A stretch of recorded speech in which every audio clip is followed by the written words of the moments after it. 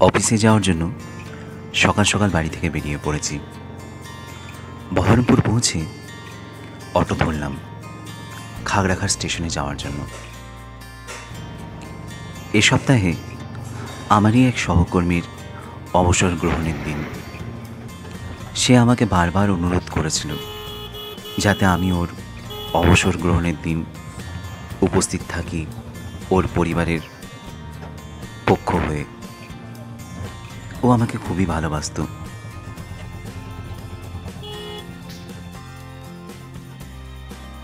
খাগড়াঘাট স্টেশনে পৌঁছে টিকিট কেটে চলে যাচ্ছি 3 নম্বর প্ল্যাটফর্মের উদ্দেশ্যে। এই খাগড়াঘাট স্টেশনের উপর দিয়ে আমি প্রায় 2 বছর থেকে যাতায়াত করছি। এখানে আমার অনেক স্মৃতি লুকিয়ে রয়েছে, তাই স্মৃতিগুলোকে রোমন্থন করতে করতে হাঁটতে হাঁটতে যাচ্ছিলাম। দেখতেই পাচ্ছেন খাগড়াঘাট স্টেশন। এদিকে ট্রেনের খবরও হয়ে গেল। ট্রেনে চেপেই আমি জানলার পাশে সিটটা পেয়ে গেছিলাম। জানলার পাশ থেকে বসে বাইরের দৃশ্য দেখতে কতটা সুন্দর লাগে। ওই যে দূর থেকে দেখতে পাচ্ছেন সাগরদিঘি পাওয়ার প্ল্যান্ট।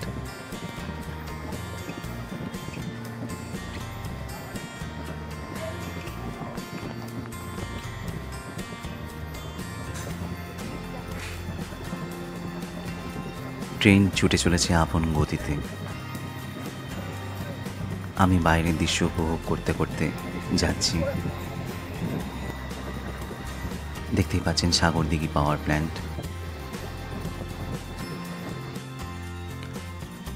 সকাল সকাল গ্রাম বাংলার সবুজ মাঠ, ঘাট, রাস্তা, নদী, জমি এগুলো দেখতে কত না ভালো লাগে, তাই না?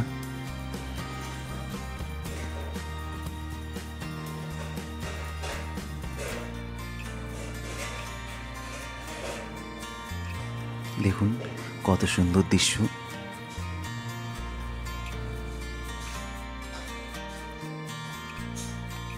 আজ অফিসের শেষ দিন। অফিসে উদ্দেশ্যে রওনা দিলাম। সেখান থেকে 2 জন সহকর্মীকে নিয়ে সোজা চলে যাচ্ছি একটা মিষ্টির দোকানে। আমার সেই সহকর্মীরকে মিষ্টি মুখ করানোর জন্য এবং সকল স্টাফদের জন্য মিষ্টি কেনার জন্য। এখানকার প্রসিদ্ধ মিষ্টির দোকান থেকে মিষ্টি, লস্যি এগুলো কিনলাম। তারপরে চলে যাচ্ছি কসমো বাজারের উদ্দেশ্যে। যিনি অবসর গ্রহণ করছেন ওনার জন্য জামা প্যান্টের পিস নেওয়ার জন্য। আমার সঙ্গে আমার 2 জন সহকর্মী এসেছেন। এটা এখানকার কসমো বাজার।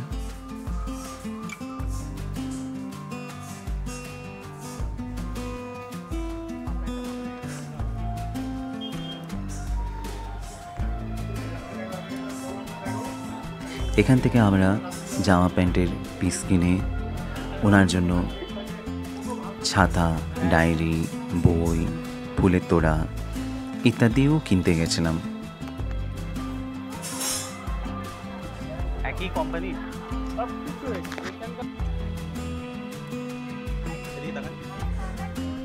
ইনি আমাদের অফিসের বড়বাবু, খুব ভালো মানুষ।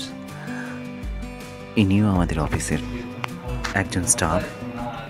সমস্ত কিছু কেনাকাটার পর সমস্ত অফিস স্টাফ মিলে আমরা একটা ছোট্ট অনুষ্ঠানের আয়োজন করেছিলাম ওনাকে ফেয়ারওয়েল দেওয়ার জন্য।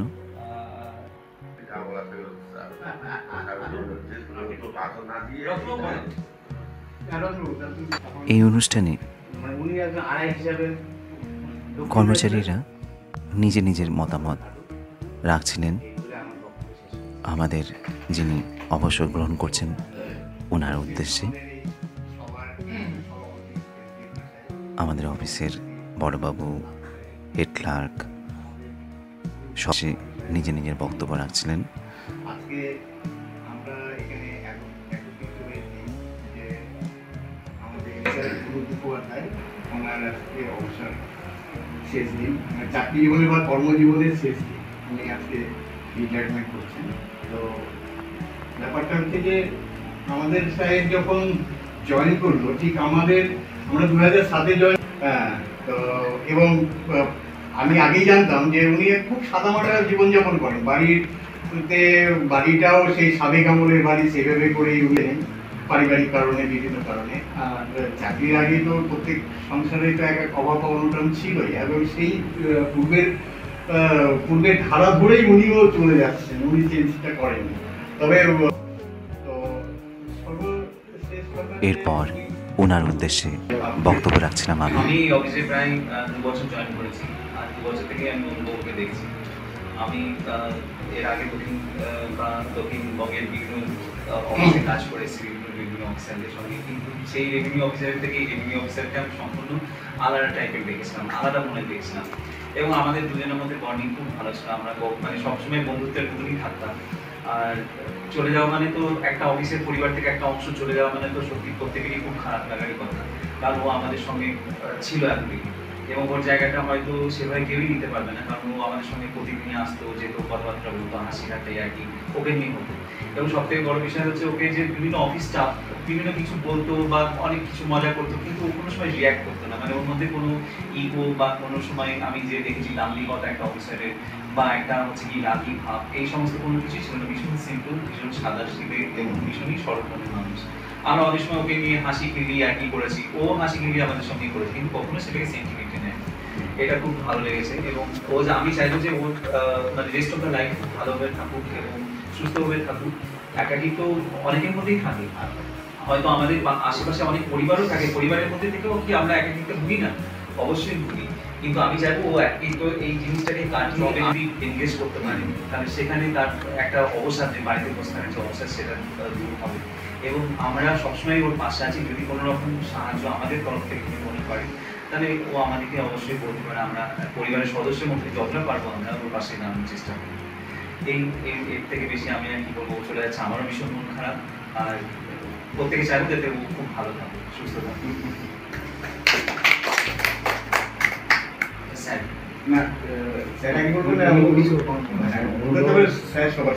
এরপর বক্তব্য রাখছিলেন আমাদের সেই অফিসার যিনি আজ অবসর গ্রহণ করছেন। উনি ওনার বক্তব্যে বারবার বলছিলেন যে ওনার অবসর গ্রহণের পর যাতে ওনার শূন্যস্থানে, অর্থাৎ ওনার ঘরে এবং ওনার জায়গায় যাতে আমি বসি, তাহলে উনি খুব খুশি হবেন।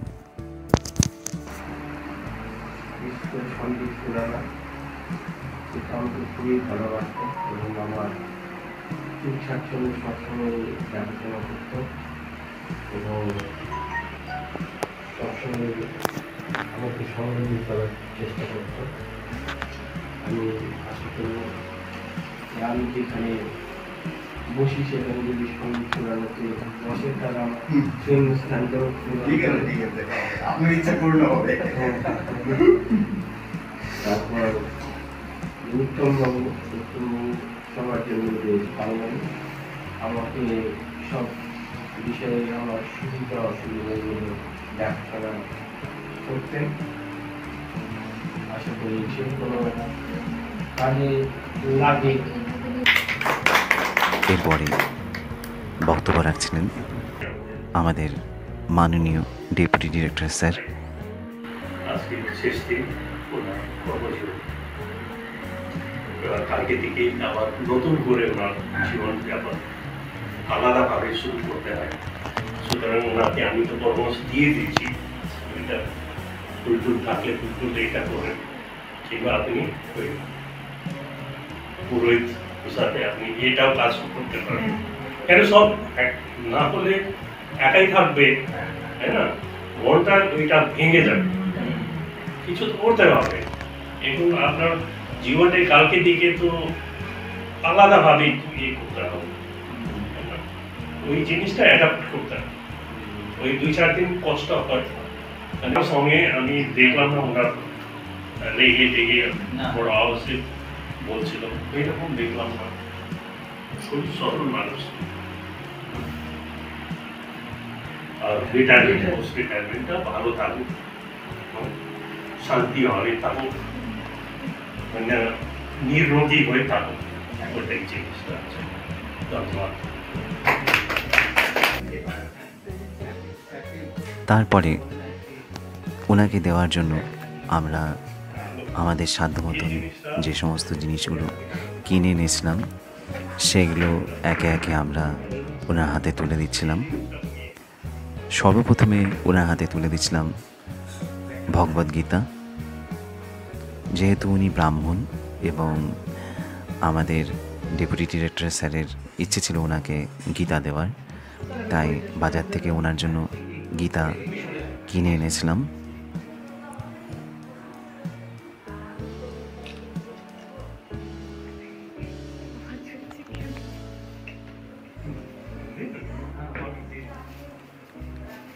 ওনার হাতে তুলে দেওয়া হলো মিষ্টি।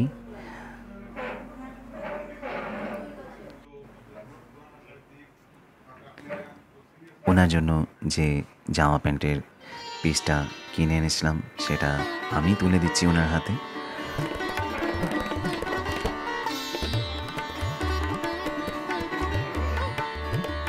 এরপর একটি বোতল ওনাকে তুলে দিচ্ছেন আমাদের এই অফিসের সহকর্মী।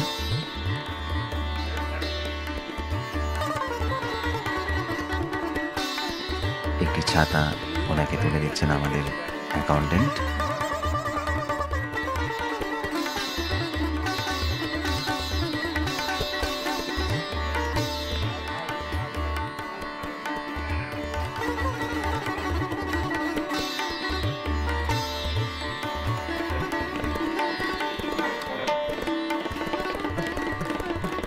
আমাদের এই সহকর্মীরা ওনার হাতে তুলে দিচ্ছেন ফুলের তোড়া।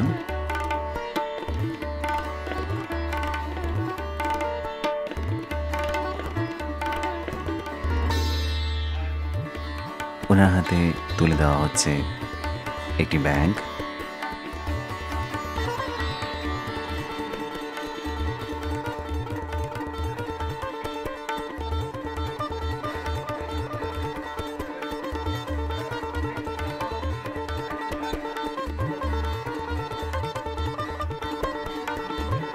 ওনার হাতে তুলে দেওয়া হচ্ছে একটি ডায়েরি।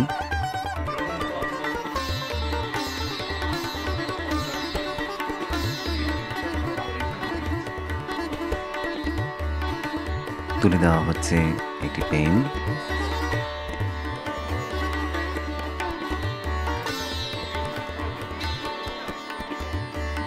এবং একটি সুন্দর কাপ। এরপরে উনি ওনার বক্তব্য রাখছেন, যেটা আপনারা সবাই শুনবেন। আর আমার ভিডিও ভালো লাগলে লাইক, শেয়ার, কমেন্ট অবশ্যই করবেন। আজকে এসডিএলআরও গঙ্গারামপুর অফিসে একজন রেভিনিউ অফিসার মাননীয় শ্রী অনুপ মুখোপাধ্যায় মহাশয় তার শেষ করে অবসরকালীন জীবনে প্রবেশ করছেন। অর্থাৎ তিনি আজকে রিটায়ারমেন্ট করছেন তার চাকরি জীবন থেকে। তো সেই উপলক্ষে আমরা একটা সাধারণ অফিসে একটা অনুষ্ঠানের আয়োজন করেছিলাম এবং কিছু ওনাকে গিফট হিসাবে কিছু দেওয়া হলো, যেমন গীতা, একটা ব্যাগ, ছাতা, জলের বোতল, ফুলের তোড়া, মিষ্টি, যতটুকু আমরা পেরেছি কেনার জন্য আমরা আয়োজন করেছি। তো এই ব্যাপারে আমাদের রেভিনিউ অফিসার কিছু বক্তব্য রাখবেন। তিনি তার কর্মজীবন খুব সুষ্ঠুভাবে পার করলেন, সেই ব্যাপারে উনি কিছু বলবেন। স্যার আপনি কিছু বলুন। হ্যাঁ, মাননীয় এসডিএলআরও সাহেব, আমার সহকর্মীবৃন্দ, অন্যান্য অফিসারবৃন্দ, সবাইকে আমি আমার আন্তরিক ভালোবাসা জানাচ্ছি। আমি সকলকে নমস্কার জানাই। আমার জন্য আজকে এই আয়োজন করার জন্য সকলকে মন থেকে ধন্যবাদ জানাই। আমি এই অফিসে 2.5 বছর হলো যোগদান করেছি, আর এখান থেকে অবসর গ্রহণ করছি। অফিসটা আমার কাছে একটা পরিবারের মতো। আজ এই পরিবার থেকে বিচ্ছিন্ন হয়ে খুব কষ্ট হচ্ছে। আপনাদের প্রত্যেককে আমি খুব মিস করব, বিশেষ করে মিস করব সন্দীপ সুরানাকে। সে আমাকে সবসময় বাঁচার অনুপ্রেরণা যোগাত। আমার একাকিত্বের জীবন, সেই একাকিত্বের জীবনে আমি অনেক সময় ভেঙে পড়তাম, অবসাদগ্রস্ত থাকতাম, মানসিক বঞ্চনায় থাকতাম। সেই সব কিছু থেকে সন্দীপ আমাকে সবসময় বের করে নিয়ে আসার চেষ্টা করত। এটা না বললেই নয়, সন্দীপের মতো এক সহকর্মীকে পেয়ে আমার খুব গর্ব অনুভব হয়। ও খুব একজন প্রাঞ্জল মানুষ। সে সবসময় সব অফিস স্টাফকে ভালোবাসার বিনিময়ে হাসি খুশিতে রাখার চেষ্টা করে। সন্দীপ আমাকে সবসময় উৎসাহ দিত। যখন আমি ভেঙে থাকতাম তখন সবসময় আমাকে সাহায্য যোগাত।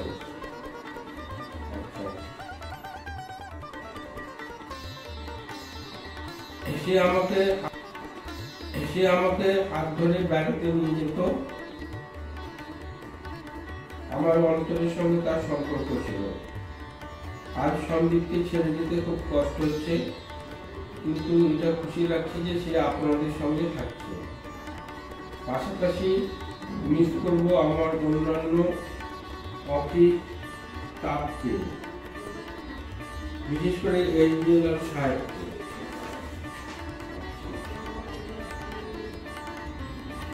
তিনি আমার সব সুবিধা অসুবিধা দেখতেন। আমি আজ অফিস থেকে চলে গেলেও ভবিষ্যতে যদি অফিসের কোনো দরকার পড়ে তাহলে আমি একবার কেন বারবার আসব। যাবার আগে আমার এটাই ইচ্ছে, যেহেতু আমি সন্দীপকে খুব ভালোবাসতাম, সেহেতু ও যেন আমার ঘরে আমার জায়গায় বসে। আমার শূন্যতা আর প্রাণোজ্জ্বল উপস্থিতিতে ওই ঘরের শূন্যতা পূরণ হয়ে যায়। আপনারা প্রত্যেককে খুব ভালো থাকবেন, সুস্থ থাকবেন। আশা করব আমাকে দীর্ঘদিন মনে রাখবেন।